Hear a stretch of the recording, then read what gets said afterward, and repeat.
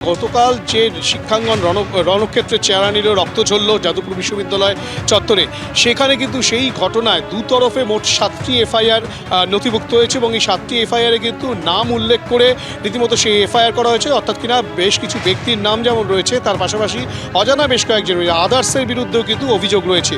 এই 7টি এফআইআর হলো কিসের ভিত্তিতে? একটা হচ্ছে শাসক দলের পক্ষ থেকে অভিযোগ করা হয়েছে, দ্বিতীয়টা হচ্ছে এসএফআইয়ের তরফ থেকে অভিযোগ করা হয়েছে এবং সেখানে মোট 7টি এফআইআর হয়।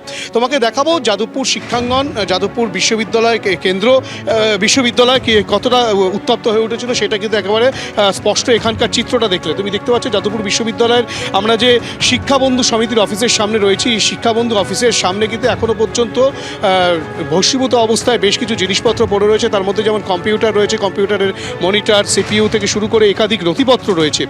এই অগ্নিসংযোগের ঘটনা কিন্তু একবার নয়, বারংবার কিন্তু অর্থাৎ দুতরফে কিন্তু এই অগ্নিসংযোগের ঘটনা ঘটে।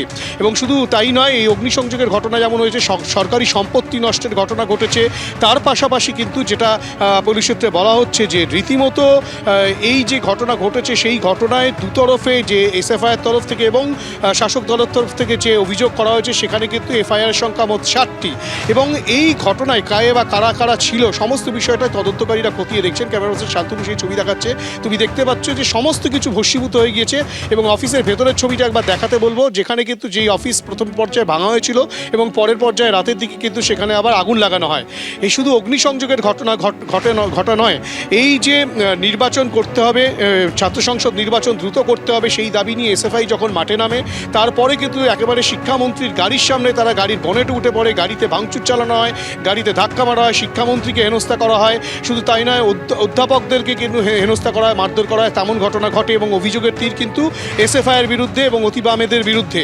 এবং এই অভিযোগ যখন শাসক দলের পক্ষ থেকে করা হচ্ছে, তখন কিন্তু এসএফআইয়ের তরফ থেকে এবং অতীব আহমেদের তরফ থেকে কিন্তু যে অভিযোগ করা হচ্ছে যে শিক্ষামন্ত্রী তাদের যে আন্দোলনকারী ছাত্র ছিল তাদের গাড়ির ওপর দিয়েই গাড়িতে নিয়ে চলে যায় শিক্ষামন্ত্রীর গাড়ি, এবং তাতে কিন্তু বেশ কয়েকজন আহত হয়েছে, তাদের মধ্যে দুজনের অবস্থা আশঙ্কাজনক।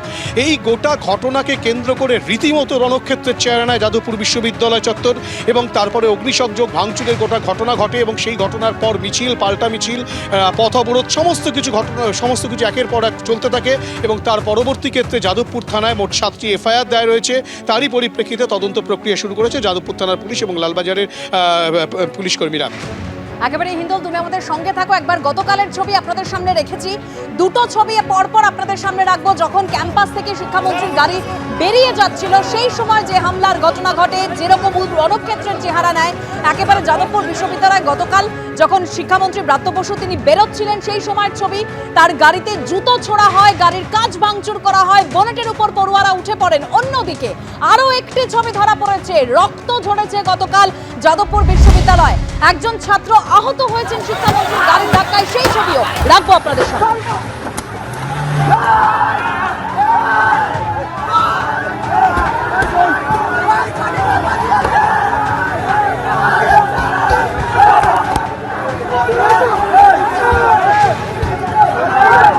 কোন